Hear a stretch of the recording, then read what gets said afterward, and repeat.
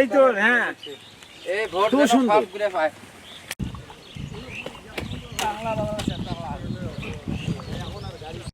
এই শেষ করলেন ওই বেলে পাড়া কাটছে ওই জাগেন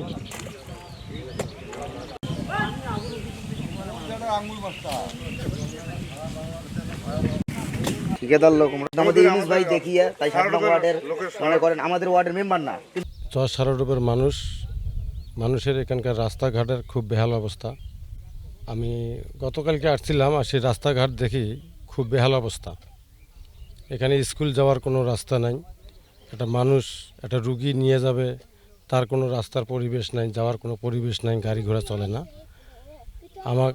আমি দেখে আমার এটা মনে বিবেকে বাধা দিল আর কি।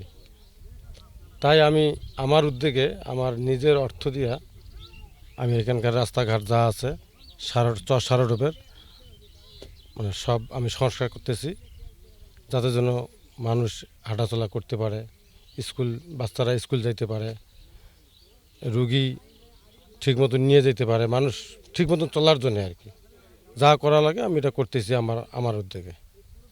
এই বন্যা কবলিত এলাকা চর সারোডোব, এই এলাকার রাস্তাঘাট সবগুলো নষ্ট হয়ে গেছে, মানে বন্যা বিলীন হয়ে গেছিলো।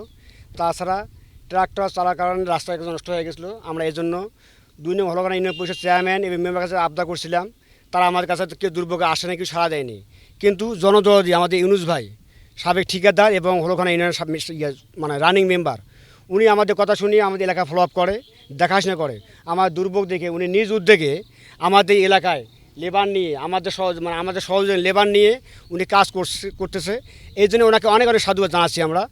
হলখানা ইউনিয়নের চর সারোডোব অথবা সন্ন্যাসী মৌজা 2 মৌজার উভয় এই চর সারোডোবে বন্যাপীড়িত এলাকা কাউয়াহারা ঘাট থেকে আমার এই প্রাথমিক বিদ্যালয় পর্যন্ত এই রাস্তাটা আমার খুব অসুবিধা।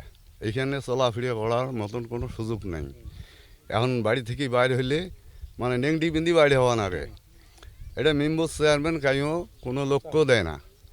তা আমাদের এলাকার হলখানা ইউনিয়নের 7 নং ওয়ার্ডের মেম্বার ইউনুস ভাই তাই একটু আসি দেখিয়ে আমার এই জনগণের ভিত্তি একটু লক্ষ্য দিয়ে আমার এই রাস্তাটা নিজ অর্থায়নে এই রাস্তাটা গড়ি দিবে নেক্সে, এতটুকু তার প্রতি আমার মনে করো যে চিরকৃতজ্ঞ।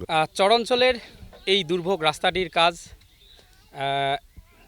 দীর্ঘদিনের আসলে একটা চাওয়া ছিল এই এলাকার। এখানকার মানুষের যোগাযোগ ব্যবস্থাটা খুবই খারাপ ছিল। তো তিনি ব্যক্তিগত উদ্যোগে ইউনুস ভাই উনি আমাদের এই চরাঞ্চলের দিকে একটু সুনজর দিয়েছেন, এজন্য ওনাকে সাধুবাদ জানাই। এই যে আমাদের নদী এলাকা, এই যে রাস্তাটা, এখানে প্রায় 200-300 একর জমির মধ্যে আমরা চাষাবাদ করি। এই যে রাস্তাঘাট সব মনে করেন যে বন্যায় ভাঙি গেছে।